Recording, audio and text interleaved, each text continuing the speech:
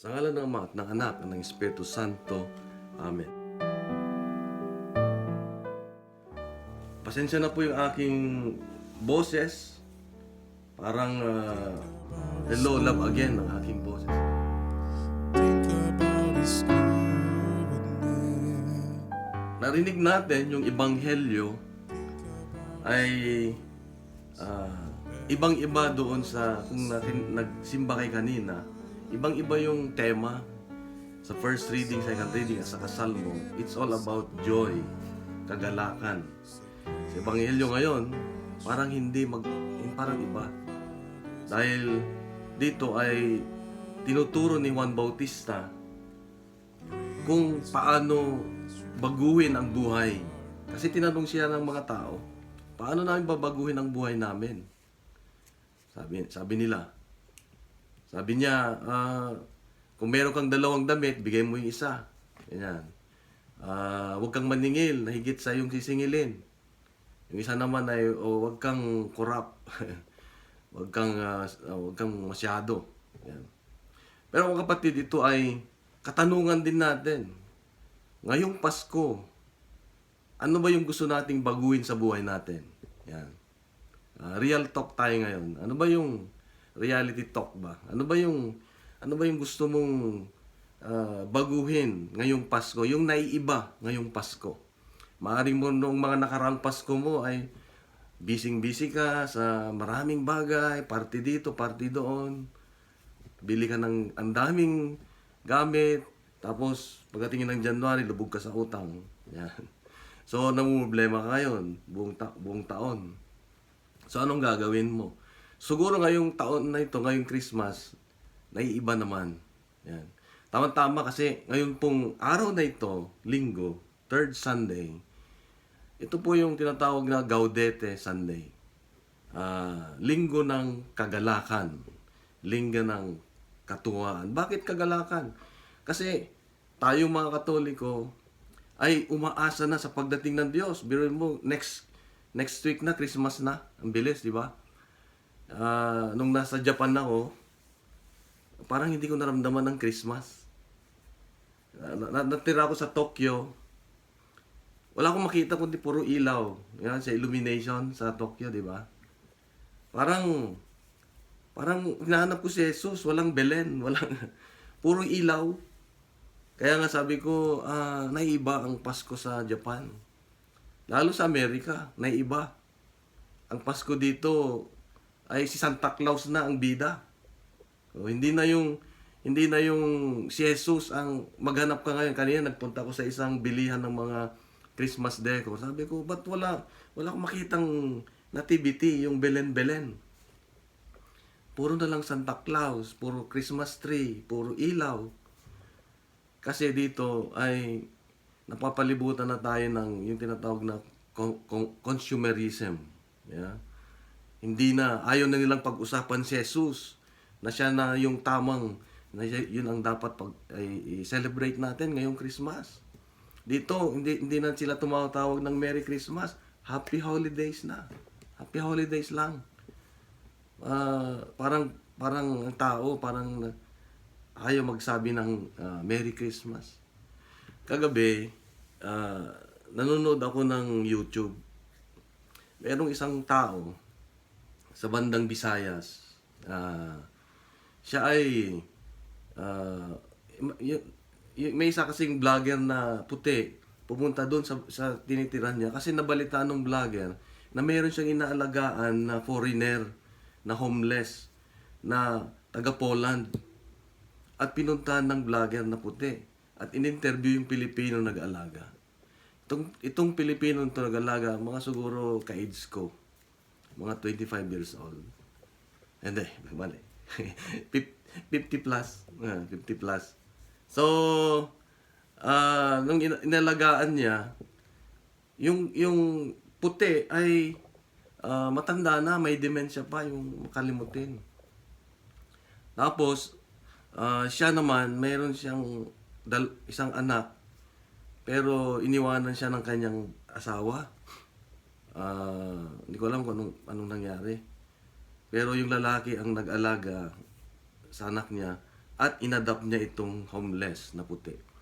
At pinapaliguan niya. Binigyan niya ng tirahan. Tapos yung tirahan nila, napaka, ah, yung bang, napakahirap nila. Kaya nung in-interview siya ng vlogger, bakit mo ginagawa ito? Bakit mo tinutulungan ang isang homeless, ang isang foreigner na hindi mo alam kung saan ang pamilya? Sabi niya kasi ginagawa ko ito sa kanya dahil masaya ako. Meron akong kagalakan. Yan. Dito makita natin na ang kagalakan ay isang regalo mula sa Diyos na naggagaling sa kaloob-looban natin. Joy. Iba ito sa happiness. Yung happiness, ang nagdadrive nito, ang nagtutulak para maging happy kayong panlabas. May regalo kang matanggap, may bibigay ang amo mo o boss mo, ganyan, mayroon kang bagong bahay. Happiness yun. Ang joy ay yung kahit wala kang mga bagay na ganon, masaya ka pa rin, mayroon kang kapayapaan. Yung spirito mo mataas pa rin. Hindi mo minamalit yung sarili mo. Na kahit hirap na hirap ka na sa trabaho mo, dahil malayo ka sa pamilya mo, nandun yung joy. Ito yung tinatawag na joy na driven by inner thing. Galing sa loob ang nagbibigay sa'yo ng galak. At ang joy ay pangmatagalan, nagtatagal. Kaya kahit namatayan ka, nandun pa rin yung joy mo dahil meron ka pa rin kapayapaan. Meron ka pa rin pagtanggap. Yung meron kang contentment na tinatawag. Kaya ngayong araw na ito, third Sunday, ay pinapalala ng simbahan natin na dapat magalak tayo. Magalak tayo dahil ang hinintay natin, tapos na yung mga 2 linggo na talagang tinutulak tayo na magbago, na maghanda, ganyan. Ngayon naman ay matuwa tayo dahil nandito na ang Diyos. So, ang tanong siguro, paano ba magkaroon ng joy? Paano ba magkaroon ng kagalakan? Natanong mo na ba yung sarili mo, paano nga ba? Yan. Meron akong suggestion na 3. Una, yung nabasa natin sa ebanghelyo natin na kung meron kang 2 baro, damit, ibahagi mo yung isa sa walang damit. Ibig sabihin na kung gusto mo ng tunay na kaganapan, ay marunong kang magbigay. Marunong kang magbahagi. Stop focusing on yourself. Kasi kung minsan kasi, lagi nating iniisip yung sarili natin, yung tayo, ganyan. Para, kala natin, pag nagawa natin o nakamit natin isang bagay, meron tayong joy. Happiness lang yun. So, sabi nga ng isang pangalan niya si Picasso, the meaning of life is to find your gift. Hanapin mo yung regalo mo. Yun ang meaning ng buhay. But the purpose of life is to give it away. Bigay mo sa iba. Di ba, pag nagmamahal ka, binibigay mo kahit kakainin mo na nga lang, bibigay mo pa sa anak mo. Malala ko yung nanay ko. Yung nanay ko, nung namatay yung bunso namin sa Ozone Disco, nasa Hong Kong kami noon, iuwi ko siya ngayon, nasa aeroplano kami. Hindi niya alam na namatay na yung bunso namin. So, katabi kami sa aeroplano, sabi niya, anak, akin na yung pagkain mo. Bibigay ko sa bunso. Yung pagkain ko, hindi ko nakakainin para sa bunso. Pero mo yung joy na dapat na sa aming 2 nakakainin namin, ay iniisip niya pa rin yung bunso namin na madadat namin sa Pilipinas para maging masaya. Masaya siya. Hindi niya alam, patay na yung aking kapatid. Pero, ang punto ko dito ay, di ba tayong mga magulang, susubo mo na nga lang, itatabi mo pa rin para sa mga anak. Yan. Kaya, because of that joy, kayong mga OFWs dyan, ako naging OFW din ako matagal. Sa Hong Kong, sa Macau. sa China, sa Bahamas, dyan sa Japan. Ngayon, nasa Amerika ako. Di ba ang hirap yung titiisin mo, ba? Pag alis mo sa airport, ayaw mo nang lumingon sa pamilya mo dahil ayaw mo nang makita sila na umiiyak. Titiisin mo pagtalikod mo, pagsakay mo sa eroplano, tuloy yung iyak mo. Di ba? Pagdating mo sa amo mo, litong-lito ka sa gabi. Hindi mo alam kung anong gagawin mo. Buti na lang may unan na naghalo ang luha sa kauhog doon. So, ibig sabihin, nagtitiis tayo para sa mga mahal natin sa buhay because of joy, yung naibibigay sa atin. Diba? May narinig nga ako pala, malala ko, ngayong Christmas dahil magki-Christmas.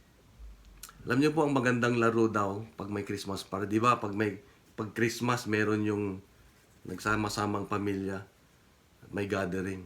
Magandang laro daw ng Christmas party ay agawan ng lupa. Pwede ba yan?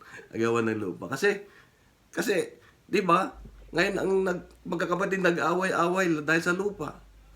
Pinag-aawayan. O, mga material na bagay, mga bagay na hindi kala nila magiging masaya sila. Kaya hindi na nag-uusap magkakapatid dahil lang sa lupa. See? Kaya nga, dito, kung gusto mong maging masaya, magkaroon ka ng kagalakan ngayong Christmas. Magdesisyon tayo.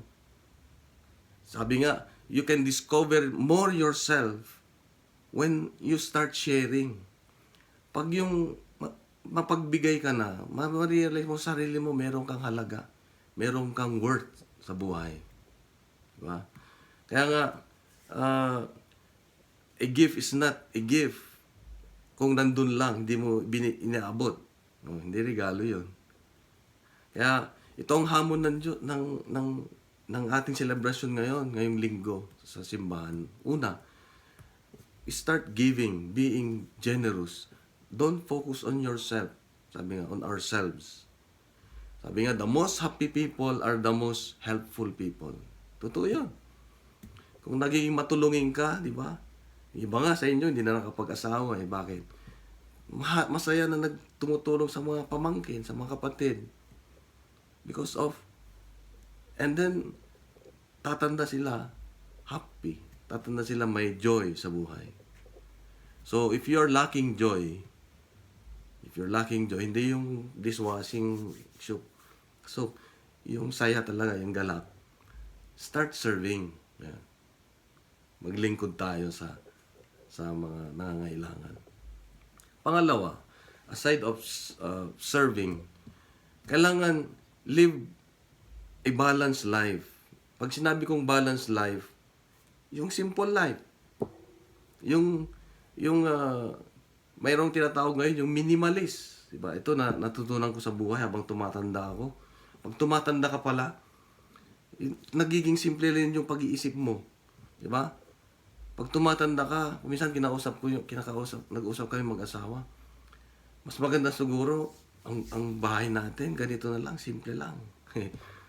Hindi na yung di mo alam kung nasaan yung asawa mo.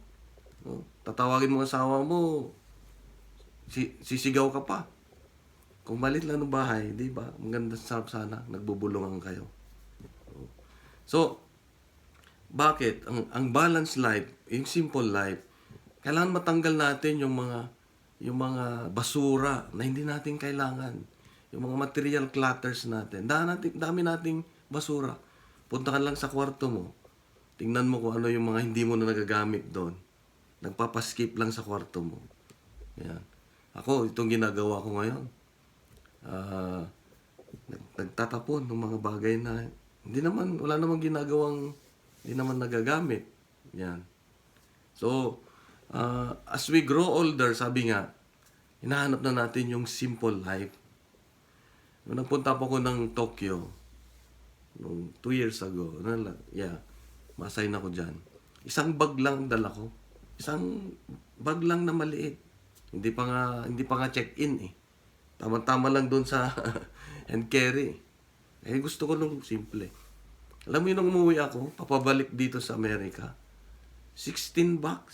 16? Sabi ko, ba't biglang dumami? Well, kasi ang misis ko pag pumunta dyan, bibili. Bibili. Ako naman, pag may nakita ako na tinatapon, kinukuha ko. I realize, hindi ko naman kailangan. Pagdating dito, hindi ko pa nga nabibuksan yung ibang box. Kaya nga, we need to live simply para masaya ang buhay. Para yung buhay mo ay free. Ba, kung hindi ka mayaman, wala kang poprotektahan, wala kang pangangambahan. Kung wala kang ipagyayaman, ipagyayabang, walang mananakit sa'yo, wala kang kinakatakutan. Kaya nga, yung mga excess sa buhay natin, payagan mo na mawala. Hindi natin kailangan. Ang mundo, ang dami niyang offer sa atin. Punta ka na lang sa mall, di ba? Sa mall, dyan. May mga mall dyan, di ba, na pag pumunta ka doon, mag-window shopping ka, makita mo kung ano ang wala sa'yo. Ay, wala ako nun. Di ba? Madidepress ka pag uwi mo na hindi mo nabili kung minsan. O hindi, iisipin mo pag uwi mo, ay gusto ko yun Yan. So, nagiging stress mo na ngayon pag hindi mo nabili. So, ito yung sinasabi pinapala ng Diyos. Gusto mo ng kagalakan sa buhay, live simply. Wag ka nang, alam mo yung wants sa needs, alam mo yung kailangan mo at hindi naman kailangan. So, pag ikaw if you are living simply, you are liberated. Masarap mabuhay pag you are living in a simple life. So, it's a matter of choice. You wanna be happy? You want to have joy? It's a matter of choice. Nasa yung desisyon. Nasa ating desisyon. Kung ano yung makakabuti sa atin. Kaya nga, maganda yung pag tayo ako nakasanayan ko na. Pag ako'y namimili, hindi yung basta pag nagito, bilhin ko agad. Gagalit na nga misis ko sa akin. Ba't di mo bilhin yan? Sabi ko, pinagdarasal ko muna. Ibig sabihin, iisipin ko muna, kailangan ko ba? Mamamatay ba ako pag hindi ko nabili? Ganun ako kasi, ewan ko, mahirap kasi pag masyado marami kang pagpipilian. Dami mong damit. Kita mo yung mga billionaire na iba ngayon, yung mga bilyonaryo. Iisa lang yung damit, isa lang yung kulay. So, wala na silang problema sa pagpipili. Kaya kung marami kang pagpipilian, clutter lang yun sa buhay natin. Dito sa Amerika, mayroong tinatawag, marami dito, alam niyo, yung hoarding disorder.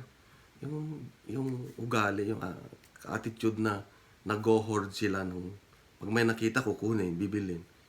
Kaya yung mga garahe dito, garahe ng mga kotse, punong-puno ng gamit. Hindi naman kinagalaw, hindi naman kailangan. Binabahayan na ng mga daga. Yan.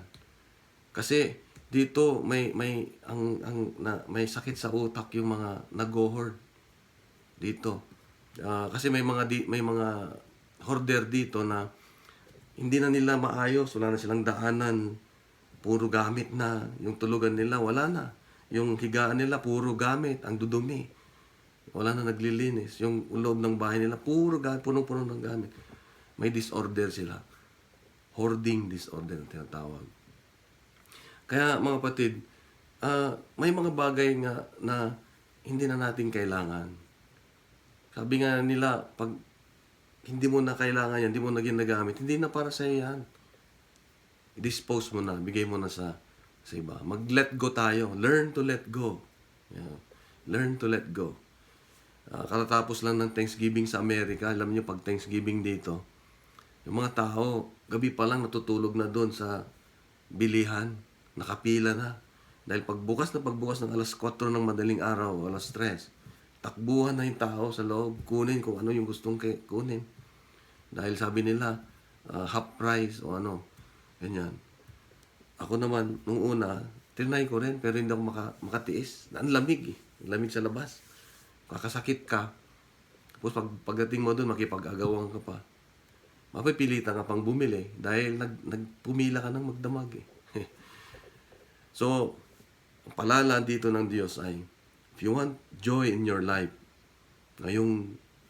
bago mag-Pasko, isa-isa na natin yung mga gamit natin na hindi kailangan. Padala natin sa Pilipinas. Maraming nangailangan doon. Pangatlo, last, na sikreto para magkaroon ng kagalakan. We need to live freely. Mabuhay tayo ng malaya. Yung clutter sa isipan natin, tanggalin natin. Yung mga iniisip na natin na ilang taon na nandito pa sa isipan natin hanggang ngayon, tanggalin mo na. Yung tao na hindi mo mapatakot-tawad, ilang taon na siya'y tumataba na sa katutulog, ikaw hindi ka nakatulog, nangangayayat ka. Tumataas yung alta presyon mo. Siya naman ang sarap-sarap ng buhay. Walang pakialam sa'yo. Remove that clutter in your mind. The way you think, the way we think, it's the matter of thinking. Lagi. Nasa isipan natin. Kung minsan kasi ang problema yung isip natin. Hindi pa naman nangyayari, iniisip na natin. Yun yung mga clutter, yung mga basura sa isipan natin. Clutter sa mind natin. Alam nyo ba na ang pinaka-bullies ay hindi yung ibang tao. Ang nagbubuli sa atin, hindi yung ibang tao. Hindi yung sarili natin. Why? Yung mind natin, laging nagdidikta. Ay, hindi ka magaling. Hindi ka magaling magtrabaho. O hindi ka gusto ng amo mo, ng boss mo. Yun yung mga Yun yung mga naninira sa atin eh. Bayaan mo yun, wag mong pansinin yun. Those are clutters na nanggugulo lang. Isa pang clutter sa mind, yung takot, di ba? Takot. Na, yun nga, fear of rejection, na ayaw ka ng mga kaibigan mo, ayaw ka na ng asawa mo, ganyan. Ayaw ka ng biyanan mong babae, lalo na, biyanan mo lalaki. So, ibig sabihin, baka naman, ginagawa-gawa na galing lang sa isipan mo yan, hindi naman totoo. Dito sa Amerika, natutunan ko yung I don't mind. Dito kasi yung mga puti, mayroon lang silang magsabi, I don't mind. I don't mind. Yeah. I don't mind. Ibig sabihin ng I don't mind sa kanila, wala silang pakialam sa buhay mo na kung ano yung gusto mong buhay, do it. Just do it. I have my own. Ganyan. So, kung ano man yung nanggugulo sa isipan mo na baka sinasabi na ng iba, ganyan, just say it. I don't mind. Wala akong pakialam. Gawin mo yung gusto mo. Gagawin ko yung mabuti. Yan. Yung mga negative thinking natin, yung mga naninira sa atin, yung mga negatibo natin na yung hindi ka na healthy, hindi ka na nakakatulog, ganyan. Kailangan palitan natin yung lifestyle natin. Gusto mong maging malusog ngayong bagong taon? Gusto mong maging healthy ka, hindi ka na mawala yung mga high blood pressure mo, yung diabetes mo. Change of lifestyle. Ako ngayon, pinagsabihan ako, nung nasa Japan ako, sinimulan ko na yung life without rice. Hindi na ako kumain ng rice dyan. Buti na lang yung rice nyo dyan, maliliit, no? Yung ganun lang. Kaya, pasalamat din ako napunta ako ng Japan kasi nakontrol. Kasi bago nagpunta Japan, langgana yata kinakain kong rice. Yan laki ng tiyan ko. Kaya nagkaroon ako ng mga high blood, ganyan. Kaya nung dumating ako dyan, ang laki ng aking belly, ng aking tiyan. Buti lang, napunta ako ng Japan. Naging sexy ako. Nawala yung aking tiyan. Hanggang natanggal ko yung rice. Oh, natanggal ko yung rice. Nung mahigit halos 2 taon na yun. Tapos nung bago kong bumalik ng Amerika, umuwi ako ng Pilipinas, napakain ako ulit ng rice. Ang sarap pala ng rice sa Pilipinas, no? Lalo na pag may tuyo, may galunggong, gano'n. Ang dami kong nakain uli. Pagbalik ko sa Amerika, yun, na-ER ako. Na-ER. Dahil nabigla ng rice. Kaya, sabi ng doktor ko, huwag ka nang kumain ng rice. No rice. No rice, no sugar, no spicy, no fatty, no oily. So, wala na. Ang maiwan na lang ay prutas at vegetable. So, kung meron tayong gustong baguhin sa buhay natin, change lang ng lifestyle natin. Yan. Kung mahilig kang kumain ng yung maalat, matataba, magdesisyon ka lang na mula ngayon hindi na ako kain. Isipin mo yung itsura mo pag hindi ka na kumakain ng rice. Ang ganda ng katawan mo, diba? Parang para kang artista, diba? So, yun ang isipin mo para magkaroon ka ng bagong lifestyle. So, palayain natin ang ating sarili. Palayain din natin ang ating puso. Siguro nasaktan ka sa puso. Iniwanan ka ng boyfriend mo. Iniwanan ka ng asawa mo. Ganyan. Siguro maganda palayain mo. Mag-let go ka na. Christmas na. Yan. Magpatawad. Dahil pag hindi ka nagpapatawad, ikaw ay nakabilanggo sa iyong sariling bilangguan. Kaya nga, ang ganda naman ng boses ko. Parang pang pelikula, no? Baba. Kasi pag tinaas ko, masakit eh. Pag tinaasan ko yung boses ko, masakit. Kaya, gusto mo ng kagalakan, we need to live freely. So, isa-isahin natin uli. We need to live, we need to serve, maglingkod, magbahagi, magiging galak ka. And then, ang isa pa, mabuhay ka ng simple lang, huwag sobra, huwag namang masyadong kulang, tama lang, yung balanse lang. Mayroon kang kagalakan. And then, mabuhay ka ng malaya, mayroon kang kagalakan. And then, siguro magandang isipin din natin na ang lahat ng ito, lahat ng meron sa atin, galing sa Diyos. Na dapat lagi tayong magpasalamat. Ang taong may galak sa puso, laging nagpapasalamat sa Diyos. Laging may grateful heart. Ano man ang sitwasyon sa buhay, nagpapasalamat tayo sa Diyos. Sabi nga sa 1 Thessalonians chapter 5 verse 16 to 18, paborito ko to. Be joyful in all circumstances and be thankful. Ba? Lagi kang masaya, may galak, at marunong magpasalamat sa lahat ng pagkakataon. Kaya kapatid, gusto mo ng maayos na masarap, magandang Pasko ngayon, ay magkaroon ka ng kagalakan. Yung simple lang. Huwag ka masyadong busy. Maupo ka lang sa park siguro. Tawagan mo yung nanay mo. Nay, kumusta ka na dyan? Tapos, i-remind mo yung buhay mo nung nandun ka, nakasama siya. Di ba ang sarap ng buhay natin noon, Nay? Diyan ako, ganyan. Di ba ang sarap balikan? Kusapin mo yung asawa mo, yung anak mo. Nandun ka sa park. Simple lang na buhay, pero God is there. Mahalaga, meron kang contentment sa buhay. Ang Pasko kasi, ang Pasko galing sa Diyos. Ang Pasko ay para sa Diyos. Kaya nawa ang Pasko natin ay magiging mas makabuluhan ngayong taon at sa mga taon pa na susunod. Kaya mga kapatid, tandaan natin na we need to rejoice always in all circumstances ngayong Pasko.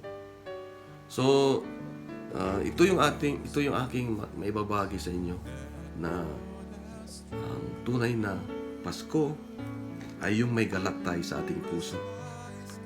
May galak ka sa iyong puso dahil ang tunay na kayamanan mo, hindi ka man siguro mayaman, bilyonaryo ngayon, pero ang pinakayaman mo, your greatest treasure is Jesus, is God.